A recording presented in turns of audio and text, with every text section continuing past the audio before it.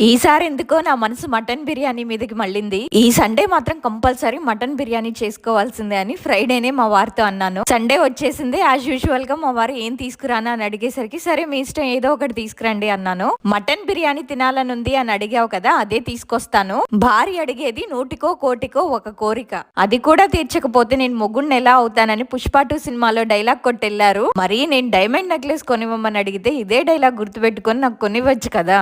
అలాంటివి ఎందుకు తీరుస్తారు, చిన్న చిన్న కోరికలు అయితే తీరుస్తారు కానీ మీ ఇంట్లో వాళ్ళు కూడా ఇంతేనా?